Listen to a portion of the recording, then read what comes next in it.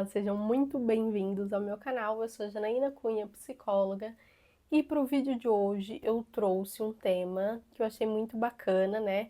Uma seguidora lá nas minhas redes perguntou sobre, né, para me fazer uma explicação ali pelos stories mesmo. Eu achei tão legal esse tema, né, que a gente continuei ali falando sobre. Acho que eu falei, nossa, eu acho que eu preciso gravar um vídeo mais estruturado, mais profundo e precisa ir para o YouTube. Então, o tema é se inscrevendo no canal, curtem, comentem, para que vocês acompanhem aí, para que a gente possa também interagir. Clínica multidisciplinar funciona mesmo, gente? Funciona, tá? Desde que haja algumas coerências, tanto do ambiente clínico em si, ou seja, ambientes que sejam mais humanizados ali, né? Onde você, como pai, como responsável, consegue ter uma proximidade com esses profissionais para tirar dúvida, para entender o processo de evolução da sua criança, para entender se a sua criança está regredindo. Então, de fato, esse meio de comunicação, né? Isso é um dos pilares para você identificar se é um ambiente legal clínico ali, né? Para você manter o seu filho nesse lugar. Outra coisa que também acaba sendo bacana é sobre você conseguir identificar ali se nesse ambiente eles fazem um formato de individualização. O que significa isso? De que eles tragam através daquilo que eles passam ali, geralmente através da análise do comportamento aplicada, né? Que é a terapia ABA, mas num formato que seja individualizado para sua criança, ainda que dentro do mesmo ambiente clínico tenha ali, vou dizer sugestões, tá? De programas interativos sociais. Por quê? Porque a gente geralmente tem em clínicas, né? Por exemplo, o grupo de habilidades sociais, o espaço de habilidades sociais, mas não significa que o paciente ele vá ou que ele precise ficar só especificamente nesse ambiente social.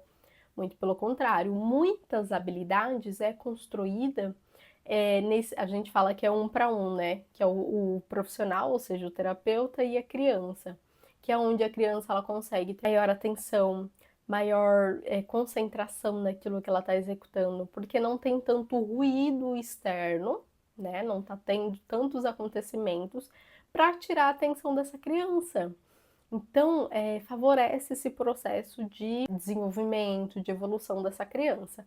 Quando essa criança tem ali, dentro desse mesmo ambiente clínico, lugares, grupinhos entre os coleguinhas ali, que ele faça o processo clínico e de que ele tem esse grupo social, isso é um benefício muito maravilhoso. Por quê? Porque dá uma potência para algo que a criança ela já está adquirindo, ela já está aprendendo ali, a gente vai dizer ali desse um para um, né? Então, com esse profissional, seja o psicólogo, seja o fono, seja o TO e afins. E aí acaba que quando ela vai para esse grupo ali, para esse grupo social, ela ganha muitas outras habilidades, né? Depois eu preciso até gravar um vídeo sobre THS, que é treinamento de habilidades sociais, que é basicamente esses grupinhos. Então, é onde a gente, como profissional, a gente consegue dar uma potência muito bacana ali para a habilidade que essa criança vem adquirindo. Exemplos. A gente consegue trabalhar muito a espera. Então, primeiro a gente trabalha de um para um, depois eu potencializo isso quando eu coloco a minha criança num grupo social. Por quê? Porque, obviamente, que num ambiente onde tem outras crianças, uma das habilidades mais utilizadas, mais requisitadas é o quê? Espera, né? Essa criança vai ter que esperar. Então, imagine se uma rodinha ali de crianças, que tem 4 crianças, por exemplo, e aí tem 2 carrinhos, um azul e um vermelho. Sempre vai ter as crianças, né, que vão querer brincar mais com o vermelho, então mais com o azul. Porém, para que isso ocorra e que todo mundo possa brincar junto ali, né, e participar disso, vai ter que esperar. Então, a gente meio que cria esse ambiente estruturado, preparado, com profissionais qualificados, para que a criança consiga ganhar e aumentar essa habilidade, que, claro, ela também adquire ali quando ela está em um para um, mas quando ela vai para esse ambiente social, realmente onde ela está sendo testada sobre aprender aquele comportamento. Tanto é que você pode observar aí como responsável de que é no ambiente escolar que vocês devem ouvir ali maiores questionamentos ali dos professores, do diretor, enfim, né? Dos coleguinhas também dessa criança autista que tem alguma questão ali, né? Que tem algum processo dentro do neurodesenvolvimento, diagnóstico e afins. Por quê? Porque esse é o ambiente mais propício onde a criança ela está num ambiente totalmente social. Então ela vai ter essa em alguma questão, né, uma certa dificuldade quando ela não está em processo terapêutico, quando ela está também, mas vai ter menos porque vai ter esse apoio clínico, né, para gerenciar o que? Essas situações, as emoções. Então imagina uma criança ali que descobriu que tem laudo, né, que tá em processo de diagnóstico, ou que a família está em dúvida se tem ou se não tem, está indo atrás para entender, para investigar, mas essa criança ainda não está em ambiente clínico. Quem vai ser esse seu braço para você, como responsável, trazer essa informação? Vai ficar mais difícil porque você não vai ter esse suporte, entende? Então, quando a criança ela está nesse ambiente clínico, inclusive quando é uma clínica multi, que envolve vários profissionais de várias especialidades, geralmente são profissionais qualificados, né? Então, cada um ali responsável e qualificação própria para aquela área, seja fono, seja TO, seja psico, seja psicopedagogo e afins. Então, e geralmente também uma coisa bem interna, assim, de ambiente clínico, é a gente tem ali reuniões, alinhamentos, momentos em que a gente fala sobre os casos para estruturar esse caso. Então, a gente, em um alinhamento, senta-se os profissionais ali, os supervisores, os coordenadores, para entender como a gente consegue criar estratégias, né, para fazer com que o paciente evolua, para que ele consiga ganhar novas habilidades mais rápido. Como que a gente vai construir isso? Como que a gente vai organizar entre os profissionais para todo mundo apresentar no mesmo formato aqui, aquela habilidade que a gente precisa que o paciente adquire, né? Pensando ali no plano terapêutico que essa criança já tem construído. Mas como que a gente vai fazer essa leitura com base em todas as especialidades, né? Porque a gente já sabe de que, é uma coisa que eu sempre falo em todos os vídeos, todos nós somos diferentes, somos seres diferentes uns dos outros. Então, eu sendo psicóloga, eu tenho uma colega psicóloga, não necessariamente eu vou realmente conseguir trabalhar no mesmo formato com ela. Cada uma vai trabalhar num formato diferente, o que isso agrega, né? Até nessa questão também de clínica, um questionamento que acaba correndo, algumas famílias acabam perguntando, é referente a, às vezes, movimentação de terapeutas, de profissionais, né? Muitos pais ficam preocupados e subentendem de que isso é um prejuízo muito grande ali para o desenvolvimento da criança. Obviamente que em algum formato sim, principalmente se há uma recorrência muito grande disso, o que seria ali aproximado, tipo, cada mês troca o profissional. Realmente isso vai ter um impacto no desenvolvimento. Por quê?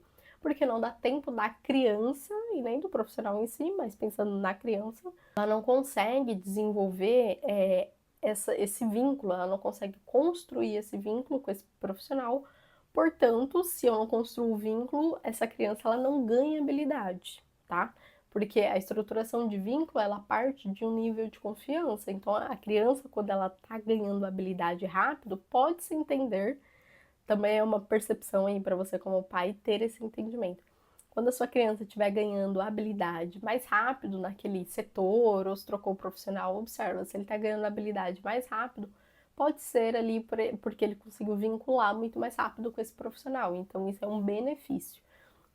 Mas eu vou dizer ali um ponto clínico que às vezes a gente utiliza no meu ambiente em si, que é o quê?